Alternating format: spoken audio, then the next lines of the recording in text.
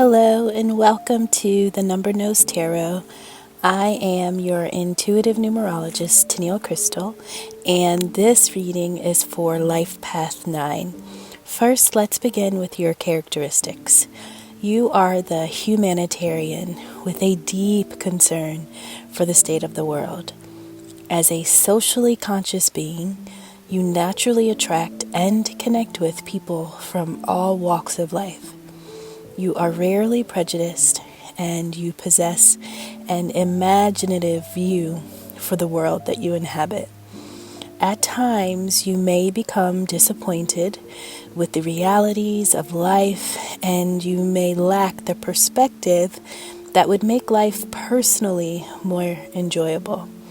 Sacrifice is a lesson to be learned, as holding on to things too tightly may cause strain or pain for relationships and materialistic ideals that you may carry. Pursuing money above your own dreams may leave you feeling defeated. Sharing, giving, and sacrificing without expecting anything in return opens up a path that may lead to promise. When you are feeling moody, disconnected, and aloof, that is an indication that you may not be in harmony with your true nature. Overcoming all shortcomings requires you to be honest with yourself so that you can find balance in your abilities while also pursuing passionate pursuits of selfless giving. Okay, nines. So looking at this reading, the first card before I could finish my shuffle was Death, the Death card. And so there's an obvious ending that has taken place. Now this ending could have been something that you initiated or something that was initiated for you by way of another person. The other person that I believe we are talking about is a soulmate relationship. The energy for the soulmate relationship is Queen of Wands. And so Queen of Wands, yes, can be a fire sign, Aries, Sagittarius, or Leo. Could be female, but doesn't have to be. We can talk about fire and passion and intimacy and attraction and just, it's this energy of somebody who's captivating, right? They trigger all your desires. And so possibly this ending may have taken place with somebody who carries the energy. That's also your soulmate, of the Queen of Wands. Now, we have the Seven of Wands at the same time showing up with Death, which talks about standing your ground. This is almost that energy of not being able to get past a certain point because someone is standing in their truth, in their conviction, and for whatever reason, you're not able to get past. And so once this ending occurred, if there's any thought of reconciliation at this point, it looks like it is off the table, whether that's by your choice or the choice of the other person. Now, the adventures that you possibly had planned with another person, they didn't get to really manifest. They didn't get to come about as you probably would have liked.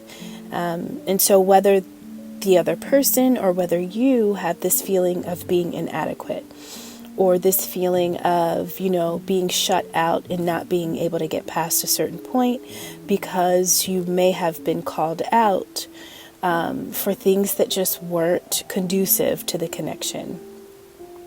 Now, it will take a certain amount of courage in order to move beyond this point, and the courage may have to come from you, nines. And so the courage would look like you becoming this Knight of Cups, somebody who's extremely vulnerable, somebody who's comfortable with their emotion, and somebody who's unafraid to kind of wear their heart on their sleeve and realize that sometimes vulnerability is sexy, right? Sometimes having the courage to pursue your passion, if it lies in the connection with another person, that it's scary. right? Because rejection and abandonment and judgment are always possibilities. We never know how we're going to be received. But this seems to be a message where your heart leads and the mind takes a back seat, right? And so this is a heart over mind. This is where the ego says, protect yourself, stay away, don't reach out, don't connect. Whoever has to do the connecting, or whoever desires to do the connecting, whoever feels like this ending was unjust and it didn't have a true chance, wasn't allowed for things to really grow and blossom, whoever feels that is going to have to be the one to be this knight in shining armor, right? We also have something that's a little bit concerning. And so the opportunity of the connection between you and this other character that comes up as your soulmate, right? Somebody that like gets your passion and your fire going and just the intimacy, whether you had a chance to be physically together or you were just kind of dreaming about that. It seems like the opportunity, it seems sometimes it was visible, sometimes it wasn't. And so the idea was there, but maybe the ability to actually touch and see each other never came about. And there could have been third-party involvement by way of, somebody cursing the connection. And so it prematurely ends, right? And then later you find out that this connection was my soulmate. And this is one of those things where you can't really shake the feeling.